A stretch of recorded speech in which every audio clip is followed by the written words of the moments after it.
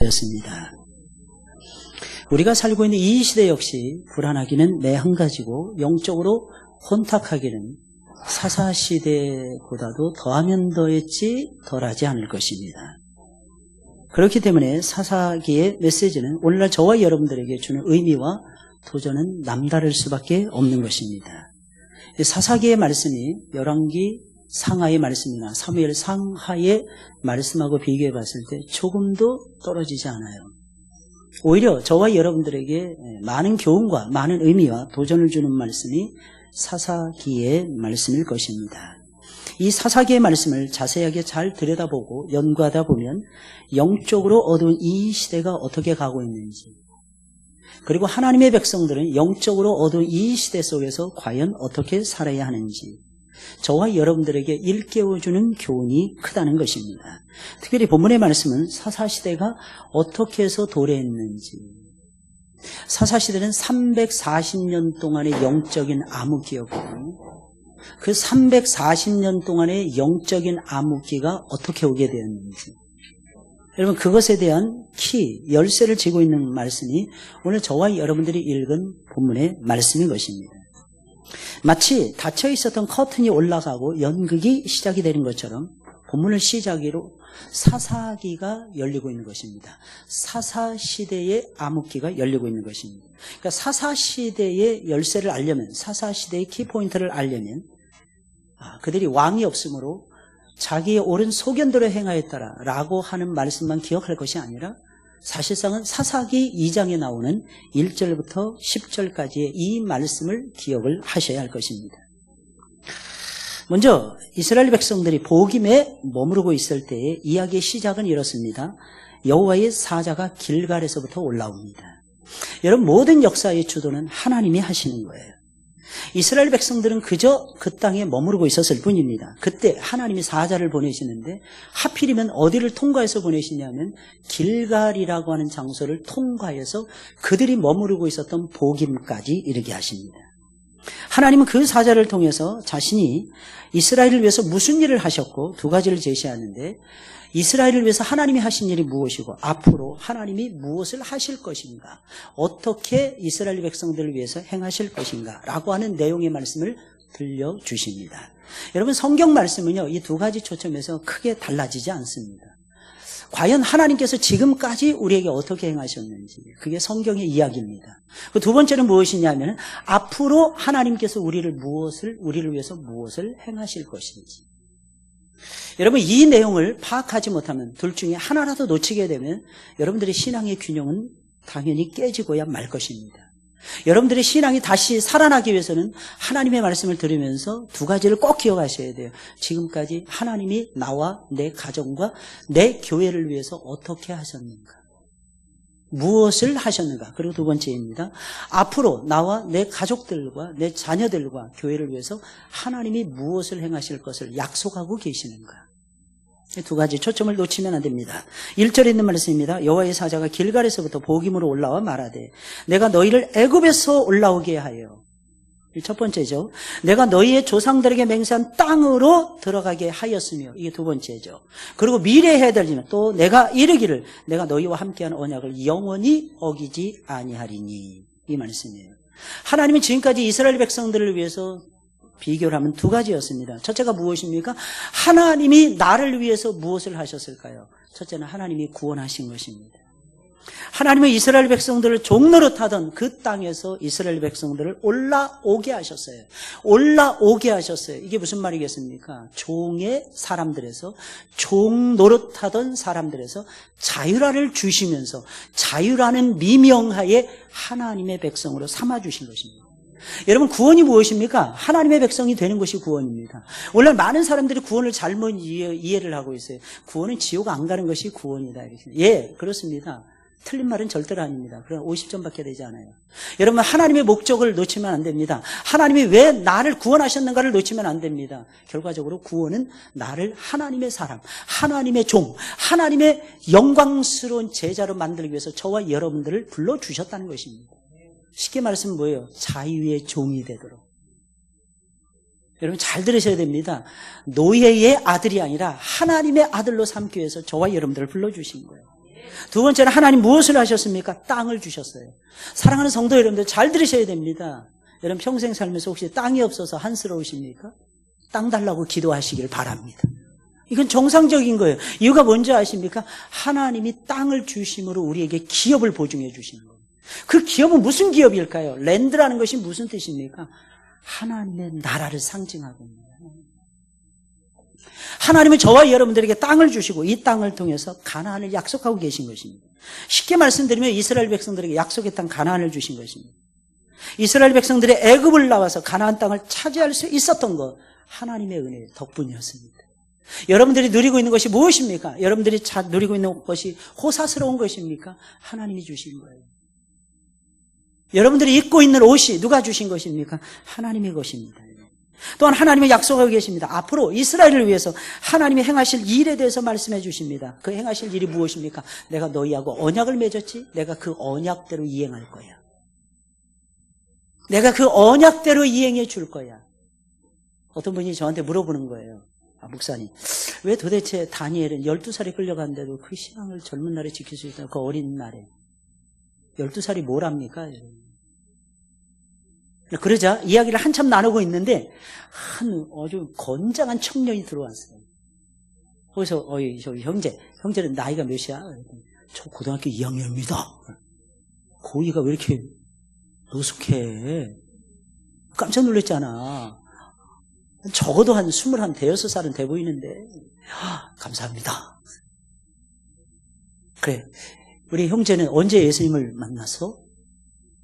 제가 중학교 1학년, 2학년 때 만난 것 같아요. 의젓한 거예요. 완전히 애 늙은이야. 점잖아요. 그러면서도 건강한 눈빛을 보내고 있는 거예요. 저는 그런 애들 보면 욕심이 나더라고요. 와, 참 잘 컸다. 그 어린 나이에 분별을 하는 거예요. 여러분, 요셉은 17살에 종으로 팔려갔어요. 27살에 감옥에 들어갔어요. 여러분 어떻게 생각하십니까? 어떻게 근데 그 속에서 거룩을 지키면서 하나님이 기뻐하시는 신앙의 몰골을 유지할 수가 있었을까요? 그들이. 이유는 간단합니다. 그들은 하나님을 만났기 때문입니다. 가짜가 아니고 진짜로. 하나님을 만난 척을 했거나 하나님을 만난 신용을 했거나 그런 것이 아니에요. 그들은 그 나이에 하나님을 만나요. 나이 어린 요시아는 8살에 왕이 됩니다. 개혁의 드라이브를 겁니다. 몇 살 때부터 기다렸다가 개혁의 드라이브, 12살 때부터. 본격적인 드라이브는 16살 때부터. 여러분 생각해 보세요. 12살짜리가 뭘 한다고요? 16살짜리가 세상 돌아가는 이치를 알면 얼마나 한다고요? 근데 그 무능해 보이는 그의 모습 속에 하나님이 그와 함께 하고 있었던 겁니다. 이게 얼마나 소중한 줄 아십니까? 하나님 그래서 약속하고 있는 거예요. 내가 너희하고 언약을 세웠지. 얘들아, 너희들이 작은 나라지. 얘들아, 걱정하지 마. 너희들 동서남북 사방이 너희들보다 큰 나라들, 마치 이리떼들처럼 득실득실 거리는 것들이 호시탐탐 니들을 노리고 있지. 지금 자금의 한반도의 상황하고 너무너무 똑같지 않습니까?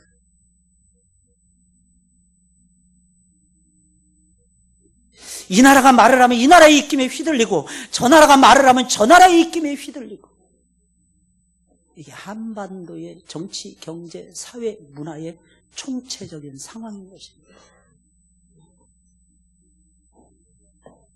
그런데 이때에 저와 여러분들이 믿음의 사람들로서 누구를 바라봐야 되는지, 나는 도대체 무엇을 해야 되는지 생각해 보셔야 됩니다.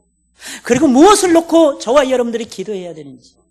서독과 동독이 통일할 때는요, 무려 7년 몇 개월 동안 매주 월요일마다 저녁 6시에 모여서 독일인들이, 서독인들이 모여서 기도를 했다는 거 아십니까? 처음에 10명도 모이지 않았어요. 몇 년 동안 10명을 넘어설 수가 없었습니다. 시간이 지나갈수록 모이기 시작하라는 거예요. 100명, 200명.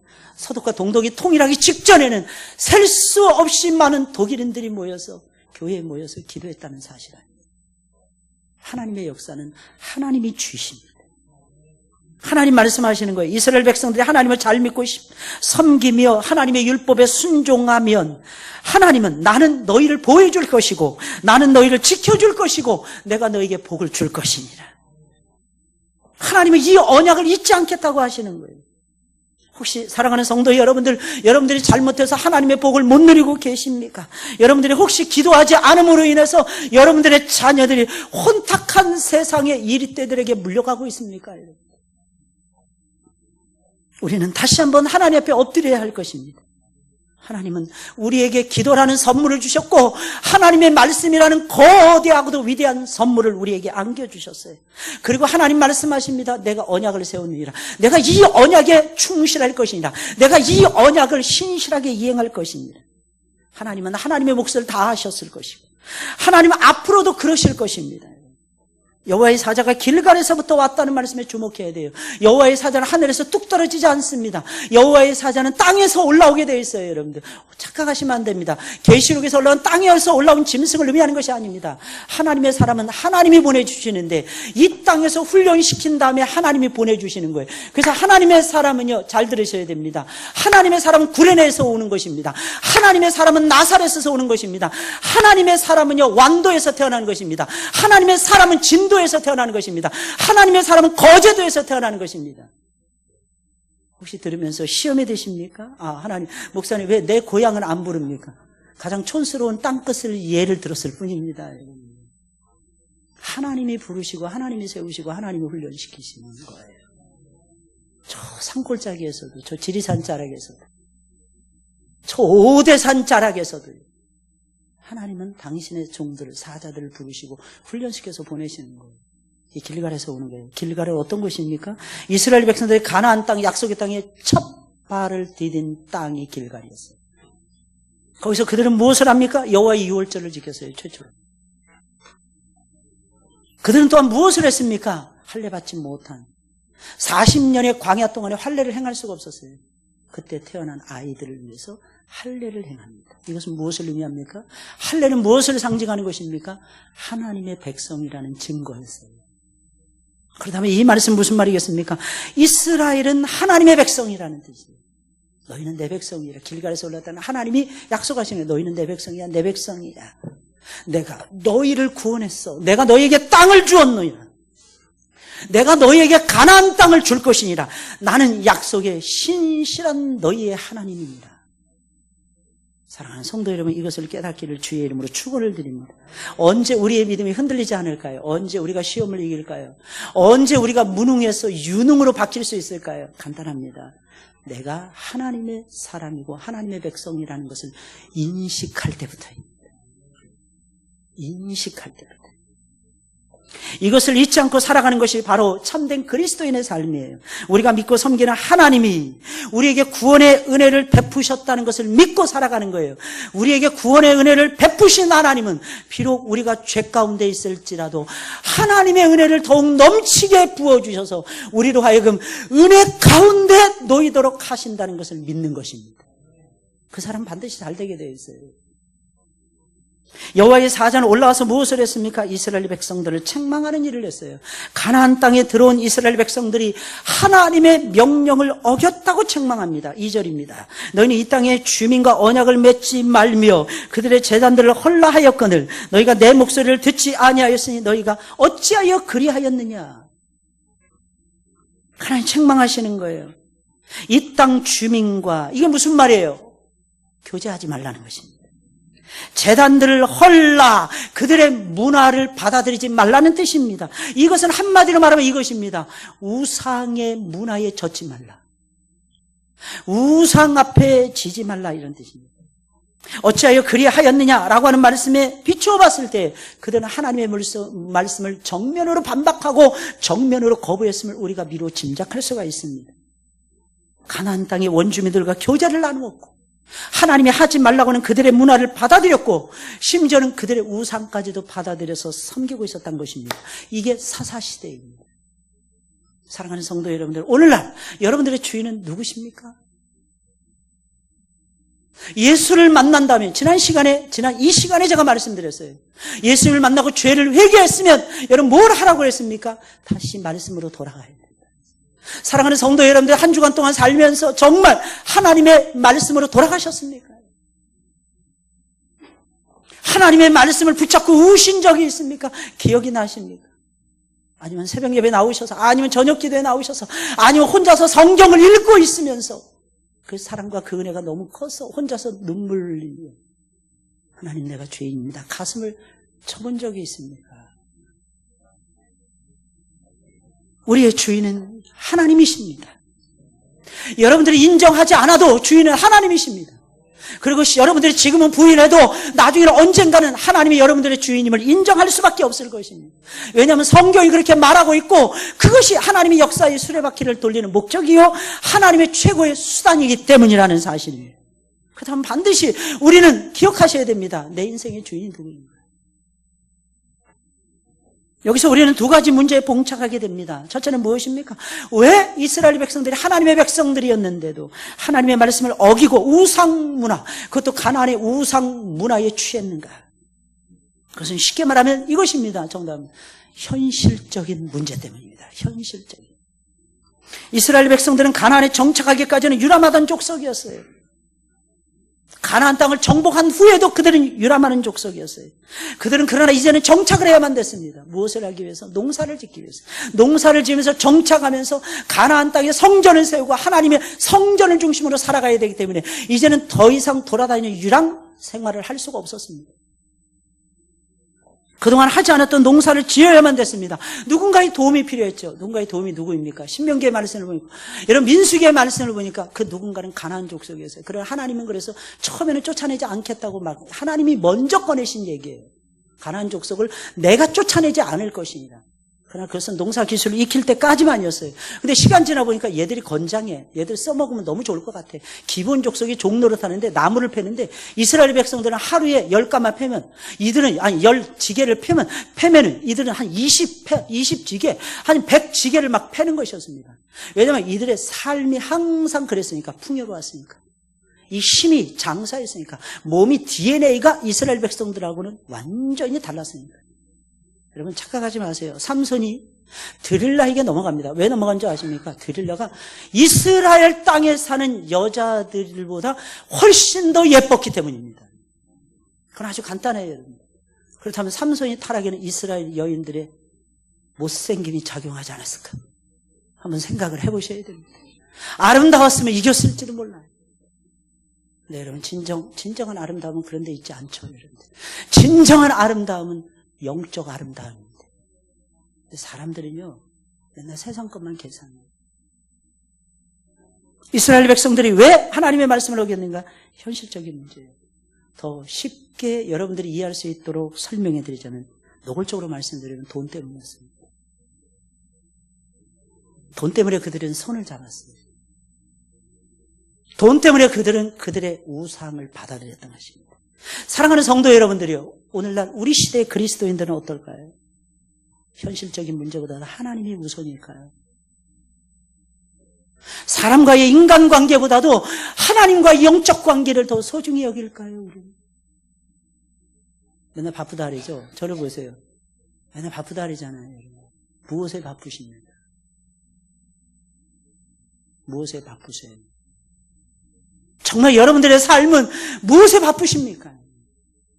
하나님 때문에 바쁘십니까? 아니면 나 자신 때문에 바쁘십니까? 아니면 돈 때문에 바쁘십니까? 사사시대가 돈으로 대표하는 현실적인 문제에 대한 욕심으로 시작이 되었잖아요, 여러분. 그렇다면 우리가 살고 있는 지금 이 시대에도 사사시대라고 할 만한 것이 얼마나 많습니까? 하나님보다 더 친한 것이 얼마나 많아요. 잘 보세요. 하나님보다 더 소중히 여기는 것이 얼마나 많습니까? 하나님보다 더 가까이 하는 것이 얼마나 많습니까, 여러분들? 그러면서 우리는 이렇게 얘기합니다. 목사님, 제가 그리스도인입니다. 제가 집사예요. 옛날에 그런 말이 있었어요. 집사에다가 하나만 더 붙이면 뭐가 돼요? 그렇게 됐네. 그렇게 됐어요. 저 어떤 분이 그러더라고요. 목회는 뭡니까? 깜짝 놀랐어요. 목회는 하나를 이렇게 싹 바꾸더라고. 먹회래요. 이야, 근데 여러분 잘 들으셔야 됩니다. 제 선배 목사님이 그렇게 먹는 거 좋아하시 식도락가 했어요. 얼마 지나지 않아서 굉장히 큰 어려움을 당했어요. 그러면 새벽에 딱 일어나잖아요. 예를 들어서 요즘 동해 안에 한치가 난다. 한치 먹기 위해서 새벽을 밟습니다. 새벽 기도 끝나자마자 탁 멋있죠. 같이 가서 집사님들 목사님 저희가 한턱이 낼게요. 저는 여러분들이 그런 한턱 내는 것도 좋아하지만 더 좋아하는 것이 있어요. 목사님 제가 이번에 이런 감동을 받고 이런 보너스를 받았어요. 어느 어려운 교회를 위해서 목사님 제가 한턱 쏘고 싶어요. 턱을 쏘려면 여러분 그런 턱을 좀 쏘세요. 하나님이 먼저 되셔야 됩니다. 두 번째로 생각해 볼 문제는 무엇입니까? 여호와의 사자가 하나님의 신실하심과 신기한 건 이스라엘의 불순종을 동시에 언급하고 있다는 거예요. 이건 맞지 않는 거예요. 하나님이 신실하시면 이스라엘은 순종해야 되는 거예요. 잘 들으셔야 됩니다. 그런데 하나님이 신실하시더라도 우리가 불순종할 수 있고 불신앙할 수 있다는 거예요. 앞에서 보았듯이 하나님이 이스라엘에게 은혜를 베푸셨어요. 한량없는 은혜를 베풀어 주셨어요. 언약에 신실하셨어요. 먹을 것 주셨어요. 마실 것 주셨어요. 광야에서도 굶어 죽지 않도록 지켜주셨어요. 아말렉 족속과의 전쟁에서 이기게 했어요. 요단 동편에 있는 그 강대한 나라들하고 전쟁에서 이스라엘은 막강한 화력을 자랑하면서 이겼습니다. 전부 다 하나님의 은혜였고 하나님의 언약의 신실하심 때문이었어요. 그런데 이상하죠. 이스라엘은 하나님을 버렸어요. 어떻게 이런 일이 벌어질 수 있습니까? 하나님 때문에 내가 부자 됐어요. 하나님 때문에 지금 내가 먹고 살아요. 하나님 때문에 내가 지혜와 지식을 얻었어요. 하나님 때문에 내가 세상에 나가서 무시당하지 않아요. 근데 이상하게 하나님의 은혜를 잊어버리고 불신앙하고 불순종하고 있어요. 이게 같이 나타나요. 우리는 하나님의 신실하심을 굳게 신뢰하는 동시에 우리도 하나님 앞에서 신실하게 살아야 됩니다. 할렐루야. 여러분들도 신실하게 살아가셔야 돼요. 하나님만을 의지하세요. 하나님만을 사랑하세요. 오직 하나님만을 섬기기를 결심하세요. 내 생각을 버리세요. 내 환경을 뒤로 하세요. 사람과의 인간적인 관계보다는 하나님과의 관계에 힘을 기울이세요. 무엇보다 하나님의 말씀을 경청하고 하나님의 말씀에 순종하세요. 설령 순종의 대가로 여러분들이 환난을 당한다 할지라도 고난은 두 종류의 고난이 있다 그랬죠. 잘못해서 받는 고난, 하나님을 죽기 살기로 따라가다가 겪는 고난. 두 번째 고난은 첫 번째하고 비교할 수 없어요. 여러분 이게 좁은 길이에요. 주님 때문에 고난받는 거. 여러분 가능하면 우리는 이렇게 기도하죠. 그렇게 또한 기도하시고 그렇게 누리시기를 바라요. 가능한 아픔이 없고 가능하면 슬픔이 없고 가능하면 고통이 없고 가능하면 시련이 없기를 기도합니다. 목사인 저도 여러분들의 장래와 미래를 놓고 그렇게 기도해 드립니다. 하나님 치워주세요. 하나님이 장애가 되는 것은 치워주세요. 하나님께서 버리게 해주세요. 하나님.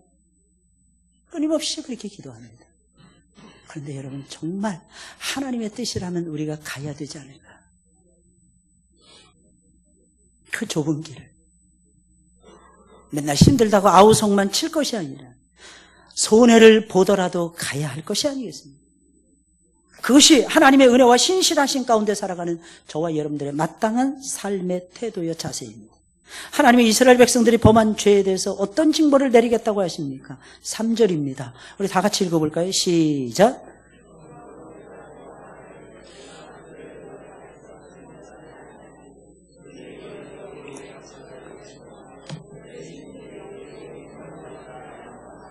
아멘, 아멘.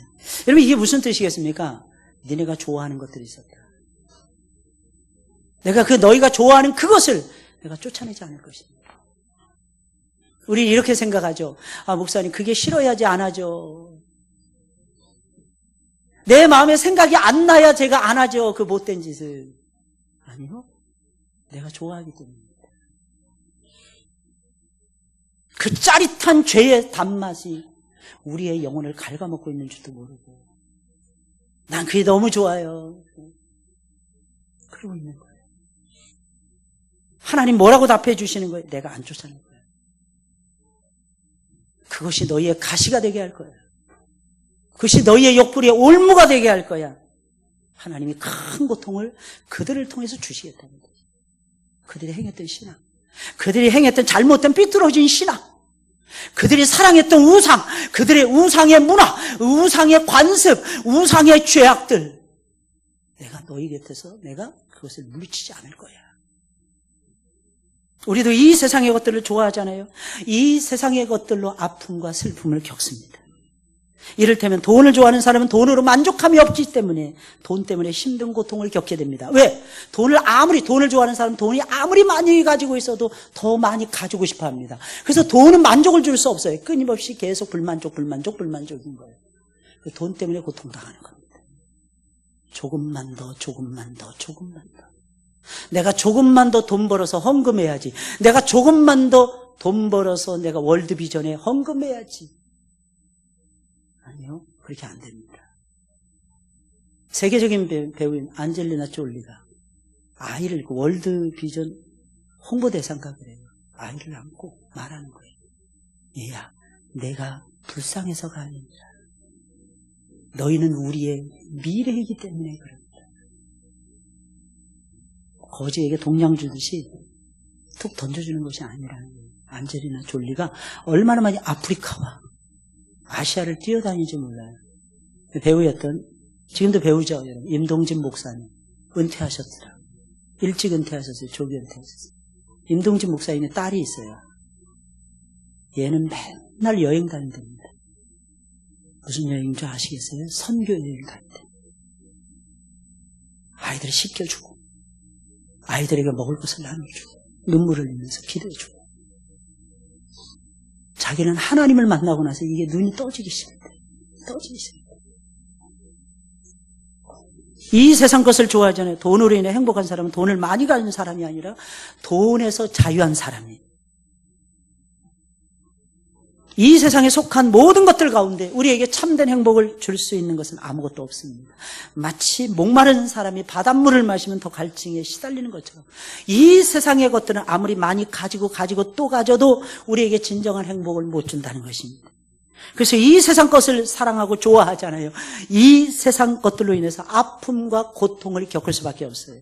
뿐만 아닙니다. 이 세상 것들을 추구하면 추구할수록 하나님과의 관계가 깨지고 사람들과의 관계도 깨지게 됩니다. 돈이나 명예나 아름다움을 추구함으로써 하나님과의 관계와 사람과의 관계가 더 좋아지지는 않는다는 것입니다. 좋아진 적이 없어요. 물론 돈이 많고 명예가 있고 아름다움이 있으면 당장에는 따르는 사람들도 많이 있을 것입니다. 하지만 돈이나 명예나 아름다움을 잃으면 어떻게 될까요? 마지막에 어떻게 될까요? 그런 말 있잖아요, 여러분. 정승집 개가 죽으면 사람들이 문전성시를 이루지.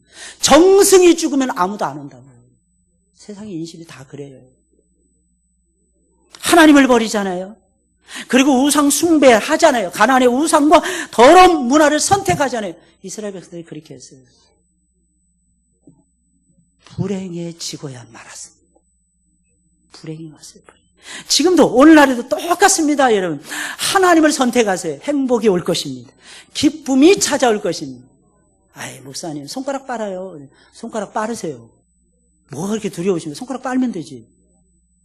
손가락 빨고 있으면 하나님께 손에다가 묻혀주실 거 아니에요. 우리 살 수 있는 거. 여기다가 탄수화물을 묻혀주시고 단백질을 묻혀주시고 비타민 A, B, C, D를 다 묻혀주십니다. 왠지 아십니까? 그 손가락은 주님의 손가락이에요. 하나님을 의지하는 손가락이기 때문에. 사랑하는 성도 여러분들, 하나님만 두려워하세요.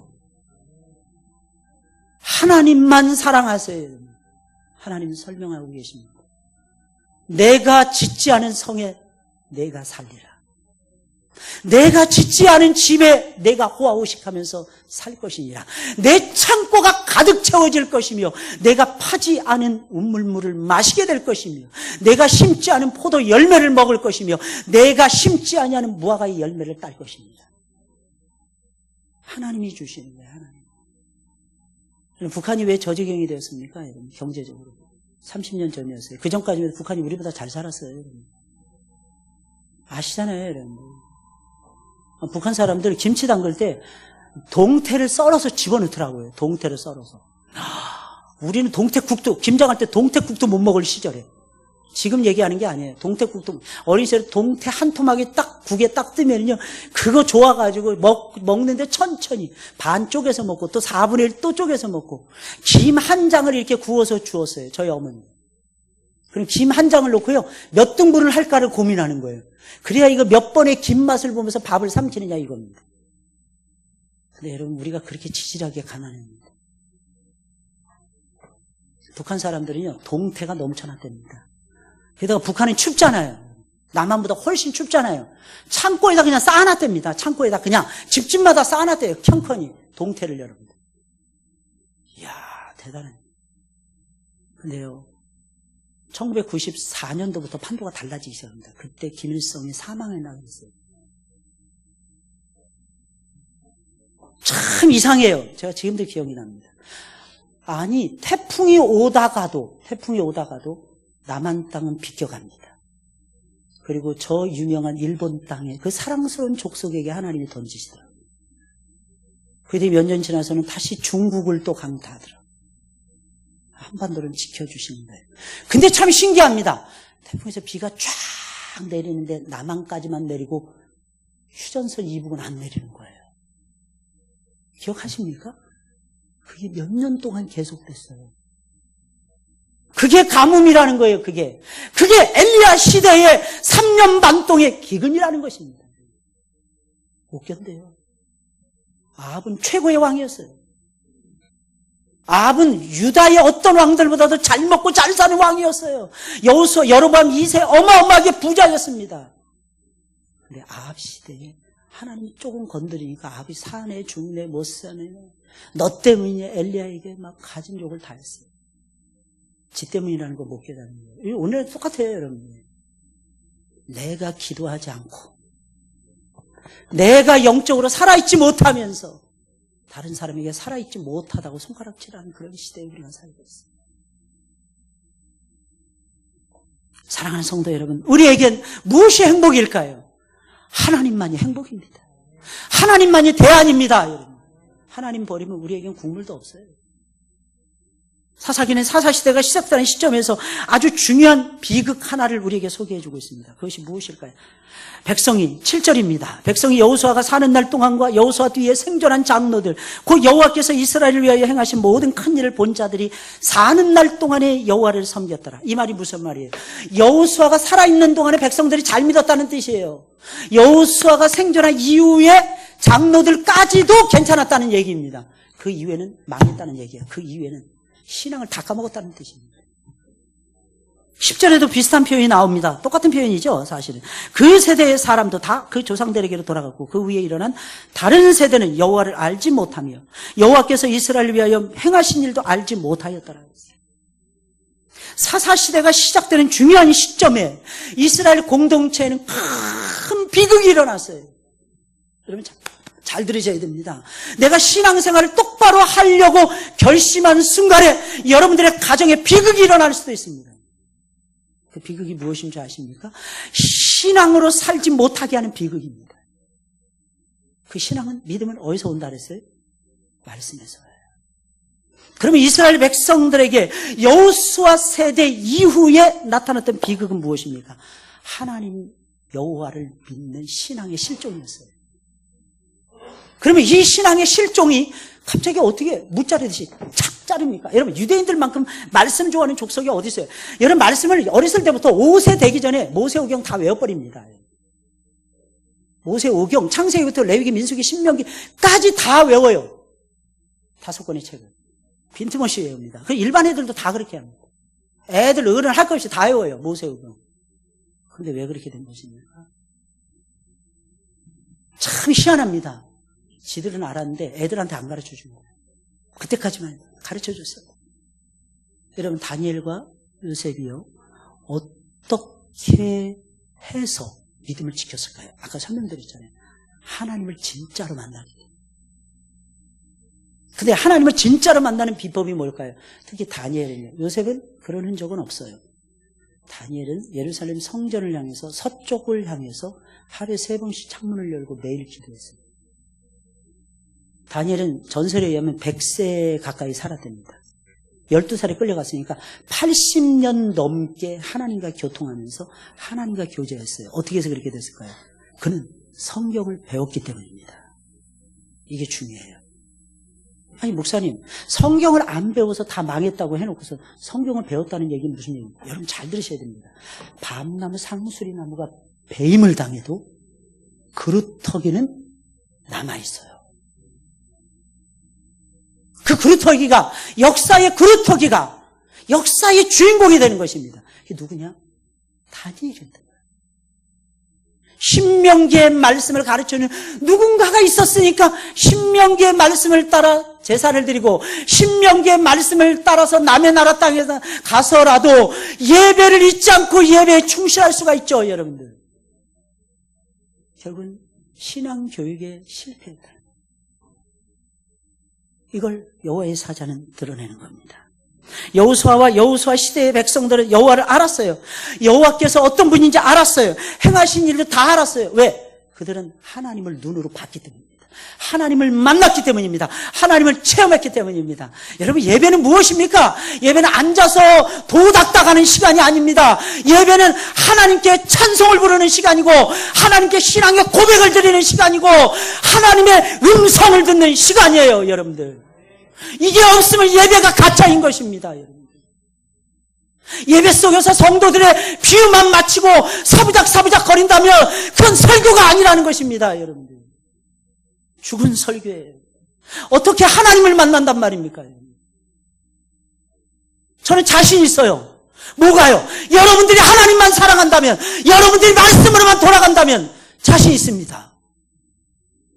여러분들이 눈물 흘리면서 교회를 붙들고 기도하고 눈물 흘리면서 자식들을 위해서 기도한다면 우리 생태 같은 자식들의 미래는 활짝 열릴 것입니다. 이게 신앙의 세계예요. 착각하지 마세요. 누군가 기도하겠지. 아무도 기도 안 해줍니다. 나를 위해서. 나를 위해서 기도하는 자는 이 세상에서 나밖에 없어요. 우리는 목사님 3대째 신앙. 죄송합니다. 거짓말. 신앙을 잘못 배운 게 무슨 3대입니까? 지금 한국교회를 크게 혼란에 빠뜨리는 모 교회 목사님은 4대, 5대째 믿는다고 자랑했던 분입니다. 신앙은요, 잘 기억하셔야 됩니다. 하나님 앞에서 겸손해야 돼요. 하나님이 돕지 아니하시면 우리 아무것도 아닙니다. 환난을 벗어나 근심이 없게 하소서. 내가 이래봬도 이스라엘 백성입니다. 필요 없어요. 내가 하나님을 사랑합니다. 이 작은 가슴을 가지고 부끄러워요, 하나님. 이 마음을 가지고도 주님을 사랑할 수 있을는지 내가 너무 부끄러워요. 그런데 하나님의 은혜를 나에게 주셨기에 내가 살아갑니다. 그럼 하나님 지켜주세요. 반드시 역사해 주십니다. 우리는 사랑하는 자녀들에게 가장 소중한 것을 유산으로 물려줘야 돼요. 그건 신앙입니다. 다음 세대들이 우리의 신앙보다도 더 좋을 수 있도록, 우리 교회가 다음 세대는 더 부흥하고 더 성장하고 세계 무대로 나아갈 수 있는 교회가 되도록 저 북한 땅을 밟고 말이에요. 이것이 우리가 노력해야 되는 노력입니다. 소망 있는 가정, 소망 있는 교회 만들 수 있습니다, 여러분. 하나님께로 돌아가면 만들 수 있어요. 부모들은 자녀들을 신앙으로 양육하는 일에 목숨을 걸어야 됩니다. 공부도 중요합니다. 이 세상에서 잘 되는 것도 너무너무 중요합니다. 하지만 그런 것들이 신앙보다 더 중요시 되어서는 안 될 것입니다. 믿음이 없이 공부를 잘하면 공부 잘하는 죄인이 됩니다, 여러분. 공부는 잘하지만 이 말이 무슨 말이겠습니까? 지옥 가는 죄인을 만든다는 뜻입니다. 믿음이 없이 세상에서 출세하고 성공한 죄인이 됩니다. 이 말이 무슨 말이겠습니까? 출세는 했지만 지옥에 간다는 뜻이에요. 우리의 자녀들이 예수님을 인격적으로 만나는 것을 목적으로 삼아야 됩니다. 그들의 신앙을 말씀으로 키워내셔야 됩니다. 그 길만이 사사시대의 전철을 밟지 않는 최고의 방법이에요. 이전보다 주님을 더 사랑하십니까? 왜 사사시대가 도래한 것일까요? 두 가지입니다. 현실적인 문제보다 하나님보다 현실적인 문제를 더 앞세우게 돼요. 우리 그렇게 살고 있잖아요. 당연하다는 듯이. 이게 사사시대예요. 1세대 이스라엘 백성들이 그 신앙을 다음 세대에 전수해 주지 않아서 그래요. 누가 가르쳐야 됩니까? 아빠가 엄마가 가르쳐야 돼요. 지난주에 이근행 목사님 오셔서 설교하시면서 피를 토하고 하셨어요. 요지는 간단합니다. 하나님께로 돌아가자는 거였고 말씀과 기도에 애쓰자는 그 애플 휴대폰까지 보여주면서 그랬죠. 그죠? 기억나십니까? 이게 선악과라고. 아니에요. 애플은 사과는 선악과는 아닙니다. 선악과 역할을 한다고 그렇게 비유해서 말씀해 주셨던 거예요. 그 목사님이요. 컴퓨터를요. 여러분들보다 더 잘하십니다. 이 컴퓨터요. 손이 안 보이도록 타이핑 치고 막 그러셨던 거예요. 앞으로 컴퓨터의 시대가 도래한다고 20, 30년 전에. 저보다 5살이 많으세요. 저는 컴퓨터 못했어요. 근데 그 형님은 잘했어요. 이제 개척할 때 그 목사님께 그랬어요. 그 목사님, 목사, 내가 개척해서 잘하려면 어떻게 해야 돼? 저한테 물어보셨어요. 형님은 참 그 겸손한 때문에 살아. 이러면서 한 가지만 제가 부탁드릴게요.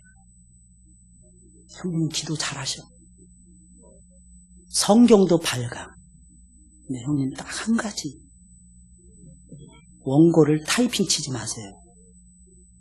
원고를 손으로 쓰세요. 이게 타이핑 치는 거하고 손으로 쓰는 거하고 차원이 다릅니다. 나중에 타이핑은 형님이 늙거들랑 하세요. 손에 힘이 없을 때. 제가 1년 있다가 한국에 돌아왔어요. 그분이 개척하시고 열심히 하시는 거 보고 저한테 자기 일로 와봐. 제 손을 붙잡고 강대상으로 끌고 가는 거예요.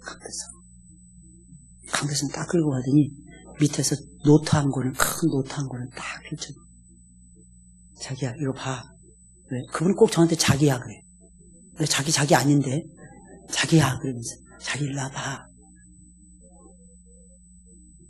내가 자기 말 듣고 이거 하고 있어. 그리고 3년 후에 제가 다시 한국을 방문했어요. 저보고 토요일날 시간이 오래는 거예요. 아니 왜 주일날 목사를 부르지 않고 토요일날 불러요? 토요일날 와야 된대. 갔더니 이제 기절할 뻔했어요. 교회가 시작한 지 얼마 안 됐는데 아이들이 150명이 넘는 거예요.